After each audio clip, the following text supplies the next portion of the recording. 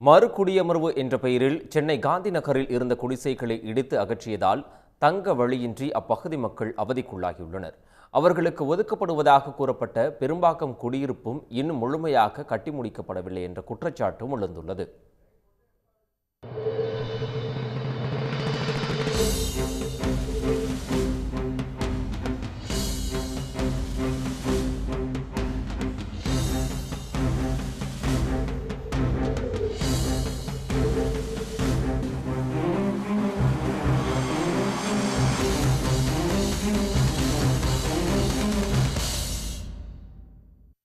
இரண்டு நாட்களுக்கு முன்பு வரை தங்கியிருக்க ஒரு குடிசையாவது இருக்கிறதே என்ற நம்பிக்கையுடன் தூங்கிய சென்னை காந்தி நகர் மக்கள் இன்று வீடுகளின்றி கடும் குளிரில் கொசுக்கடியில் தூக்கத்தை தொலைத்து தவித்து வருகின்றனர்.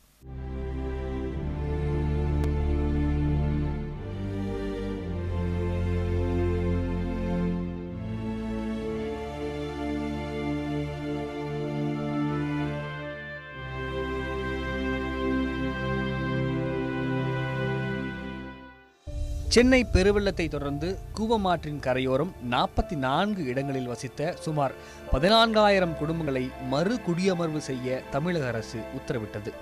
இதன்படி இதுவரை 13,000க்கும் மேற்பட்ட குடும்பங்கள் கண்ணகி நகர், பெரும்பாக்கம், ஒக்கியம், துறைப்பாக்கம் உள்ளிட்ட பகுதிகளில் கட்டப்பட்டுள்ள குடிசை மாற்று வாரிய குடியிருப்புகளில் மறு குடியமர்வு செய்யப்பட்டுள்ளனர்.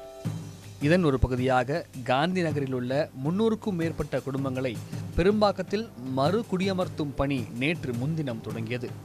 ஆனால் தங்களது வாழ்வாதாரத்தை விட்டு எங்கோ இருக்கும் பெரும்பாக்கத்திற்கு போக மறுத்து காந்தி நகர் மக்கள் கூவம் ஆற்றில் இறங்கி அரசின் முடிவுக்கு தங்களது எதிர்ப்பை தெரிவித்தனர்.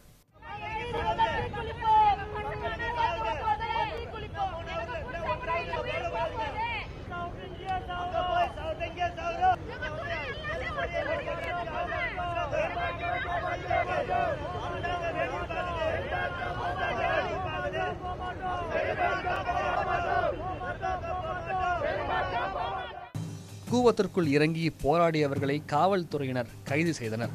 மேலும் போராட்டத்தில் பங்கேற்றவர்களை தரக்குறைவான வார்த்தைகளில் போலீசார் திட்டியதாகவும் குற்றச்சாட்டு எழுந்தது.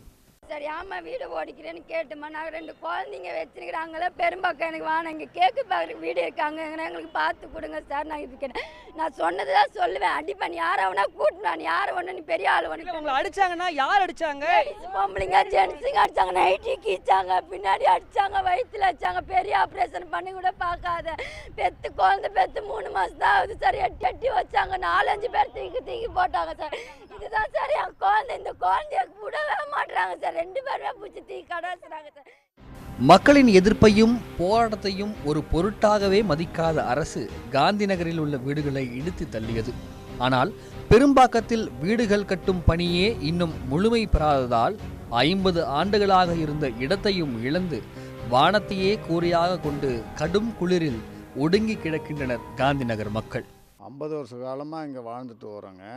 இங்கே வாழக்கூடிய மக்கள் அனைவருமே இந்த சுற்றுப்பட்டு கட்டிடங்களில் தான் வீட்டு வேலை மற்ற வேலைகள்லாம் செய்து குடும்பம் நடத்திட்டு வரேன். என் குழந்தைங்களும் இந்த பக்கத்துலேயே தான் படிச்சுட்ருக்கு. இப்படி இருக்கிற நேரத்தில் இவங்க வீடு கொடுக்குறேன், மாற்று இடம் கொடுக்குறேன்ட்டு 35 கிலோமீட்டர் தூரத்தில் எங்களை கொண்டு போய் போடுவதற்கு இந்த இருக்கிற வீட்டையும் இப்போ இடிச்சிட்டாங்க. இது இடிச்சது இல்லாமல் எங்களுக்கு நடுத்தெருவில் நிற்கிற அளவுக்கு இவங்க பண்ணிட்டாங்க. இந்த மக்கள் எப்படிலாம் இருக்காங்க பாருங்கள். எங்கள் வீடெல்லாம் இப்போ இடிச்சிட்டாங்க. நான் இடிச்சிட்டு எங்களை என்ன ஒரு எந்த இதுவும் பார்க்கல. இப்போ நாங்கள் நடுத்தெருவில் நிற்கிறோம் கோவம் ஓரத்தில். எங்கள் பசங்கள்லாம் பனியில் படுத்துன்னு கிடக்குது. எந்த அதிகாரியும் எங்களை என்ன ஏதுன்னு கேட்கல. இப்போ எங்களுக்கு என்ன நிலன்னு தான் எங்களுக்கு புரியல. சுற்றுப்புறத்தில் எங்களுக்கு வீடு தேவை. நாங்கள் பெரும்பாக்கம் போக மாட்டோம். பெரும்பாக்கத்தில் வீடு கட்டி முடிக்கலை. பெரும்பாக்கம் போன்னு எங்களை அடித்து வெட்டி துரத்துக்கின்னு இருக்கிறாங்க. பெரும்பாக்கம் போனவங்க பூரா அங்கே தண்ணியில் மதிக்கின்னு இருக்கிறாங்க. அவங்க கண்ணீர் விட்டுக்கின்னு இருக்காங்க, ஏன்டா வந்தோம்னு. அந்த மாதிரி எங்கேயும் போகணுன்னாக்கா நாங்கள் போக மாட்டோம். எங்களுக்கு பக்கத்துலேயே கொடுக்க சொல்லி வீடு. பக்கத்தில் திருவத்தூர் இருக்குது, இது மூலக்கொத்தனம் இருக்குது, கேசப்புள்ள பார்க் இருக்குது. இந்த மாதிரி இடத்துல எங்களுக்கு கொடுக்க சொல்லி நாங்கள் போகிறோம். சென்னை பெருநகர பிரம்மாண்டத்தின் இரைச்சலுக்கு நடுவே குழந்தைகள், பெரியவர்கள் முதல் தாங்கள் வளர்த்து வந்த ஆடு, நாய் என அனைத்துடனும் நிர்கதியாய் நிற்கும் காந்தி நகர் மக்களின் குரலும் கோரிக்கையும் அரசின் செவிகளை எட்டுமா?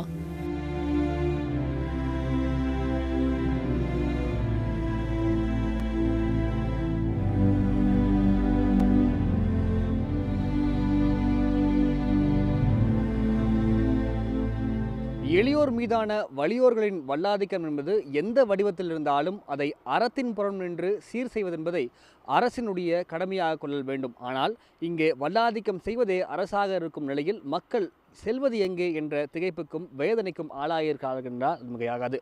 சன் செய்திகளுக்காக ஒளிப்பதிவாளர் செந்திலுடன் திவ்ய விக்னேஷ். உடனுக்குடன் செய்திகளை தெரிந்து கொள்ள சன் நியூஸ் பெல் ஐகானை கிளிக் பண்ணுங்க.